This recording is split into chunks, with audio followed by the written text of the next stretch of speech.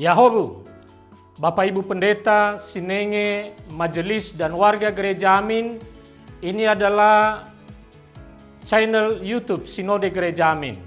Karena itu, bagi yang mencintai Gereja Amin, tontonlah, subscribe, like, dan bagikan. Gereja Amin yang tangguh, mandiri, dan peduli. Tuhan Yesus memberkati.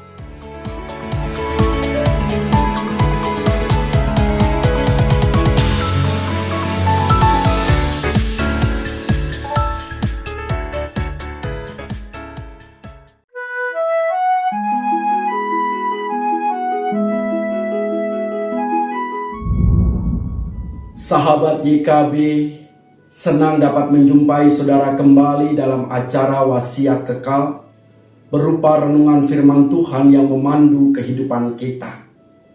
Saya, Pendeta Yonatan Wijayanto dari GKI Serpong.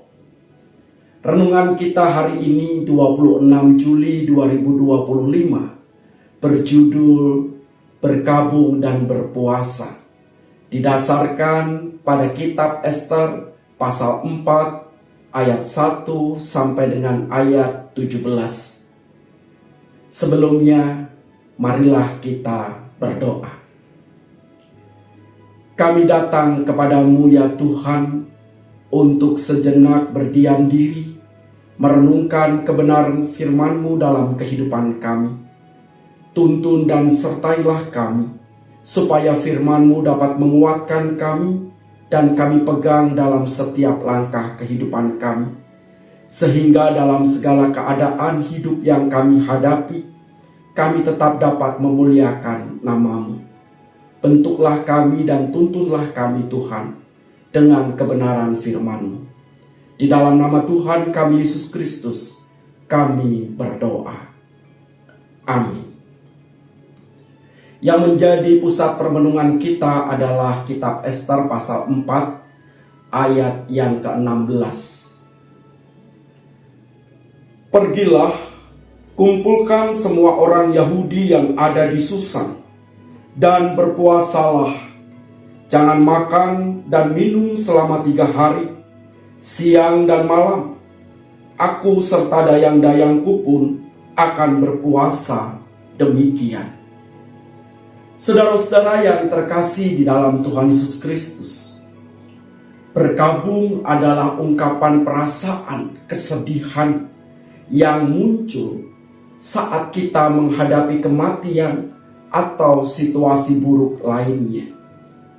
Ada beragam bentuk kesedihan perkabungan itu, seperti ibadah bersama, mengunjungi makam, menangis, menulis atau berbicara tentang almarhum, atau bahkan menuliskan kenangan tentang almarhum di media sosial.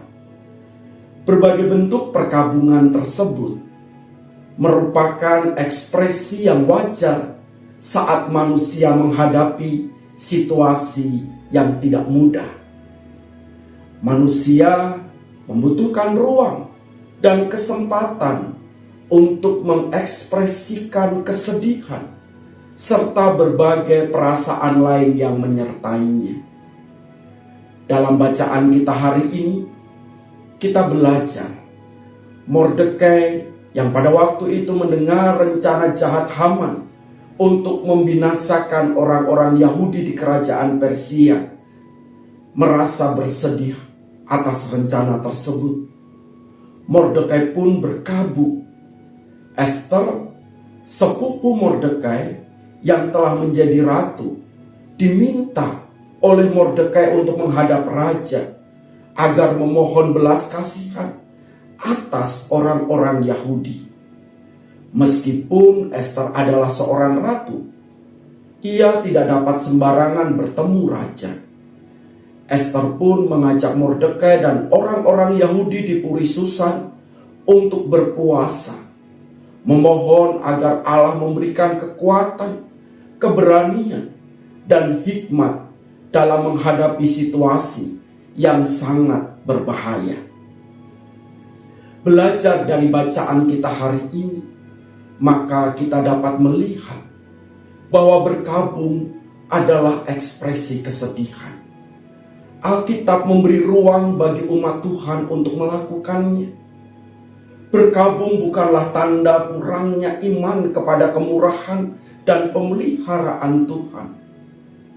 Untuk mengimbangi kesedihan, umat diajak untuk berpuasa agar tersedia ruang yang cukup dalam diri mereka bagi kehadiran Tuhan.